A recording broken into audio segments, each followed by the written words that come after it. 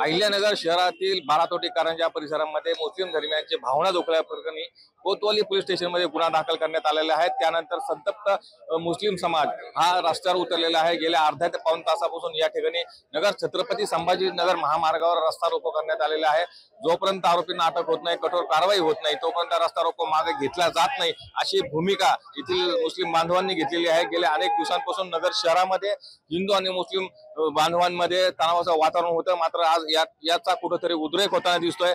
असंख्य मुस्लिम बांधव या ठिकाणी रस्त्यावर उतरलेले आहेत। जर आपण नगर छत्रपती संभाजी महामार्ग बघितलं तर हा संपूर्णपणे जाम झालेला आहे। पोलीस फोर्स या ठिकाणी मोठ्या प्रमाणात तैनात करण्यात आलेली आहे। नगर शहरातील आणि नगर जिल्ह्यातील अनेक वरिष्ठ अधिकारी या घटनास्थळी इथे पोहोचलेले आहेत आणि नगर छत्रपती संभाजी महानगरवर वाहनांची मोठी रांग लागलेली आहे। गेल्या अर्धा ते पाऊण तासापासून ही रस्ता रोको सुरू आहे। जोपर्यंत आरोपींना अटक होत नाही तोपर्यंत रस्ता रोको मागे घेतला जाणार नाही, अशी भूमिका संतप्त मुस्लिम बांधवांनी घेतली आहे। साम टीव्ही साठी सुशील थोरात, अहिल्यानगर। आता isakal.com आहे देशातील नंबर 1 ची मराठी न्यूज वेबसाईट। प्रत्येक अपडेटसाठी isakal.com ला नक्की भेट द्या।